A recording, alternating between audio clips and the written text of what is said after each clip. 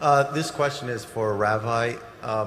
You mentioned the story of that. I think you said he was Jewish and he was shot by at that. I think it was a concentration camp or something like that. And I'm going to play the devil's advocate for a bit and pretend I'm Sam Harris. No pun intended, of course. You stated that God was watching. God watched the gentleman pull the trigger. If God was watching, why didn't he make that trigger not work?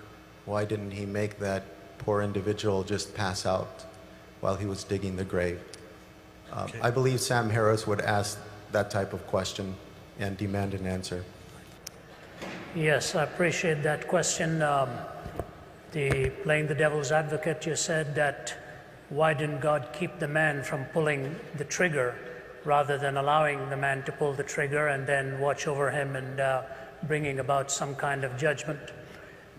I would say this to you, that the supreme ethic that God has given to us is the ethic of love.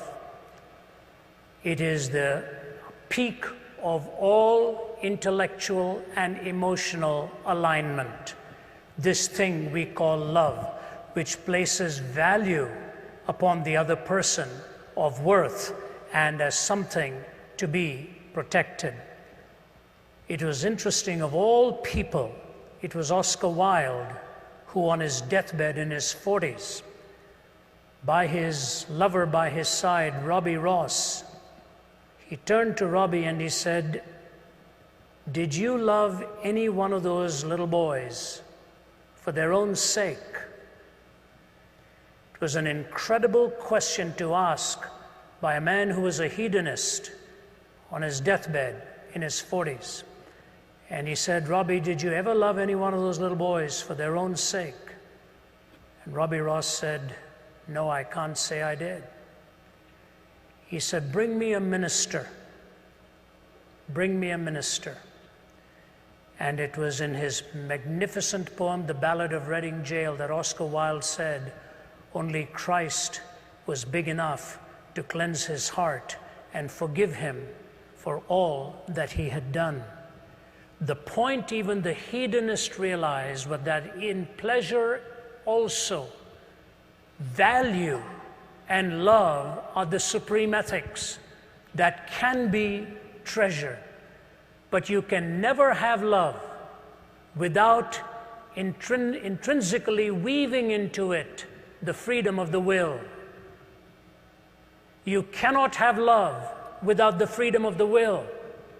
If you are compelled by some machine to a certain decision, you can never love. You can comply, but you will never be choosing to express that sentiment and the reality of love.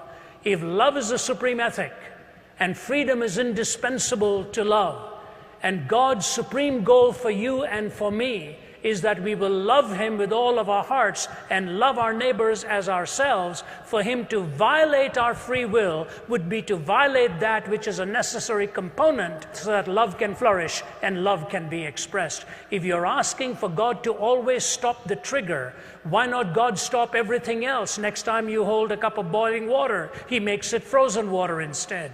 Next time you're about to cross the street and you're going to be hit, he pulls your leg back. What you're asking for is a different entity than humanity.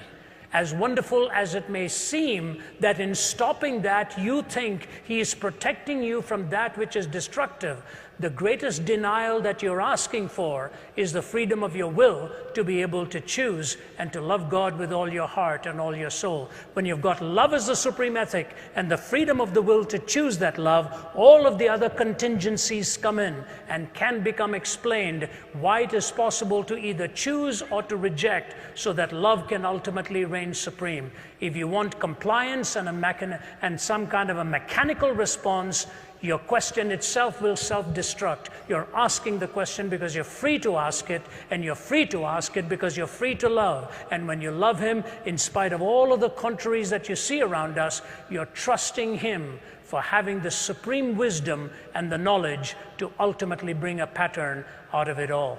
We think, for example, we know so much. The story is told in Mideastern folklore of this man who lost his horse that ran away. And when the horse ran away, the neighbor came to him and said, "You know, bad luck, isn't it?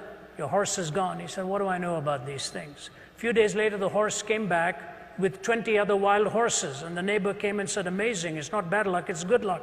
You've got 20 more." Man says, "What do I know about these things?"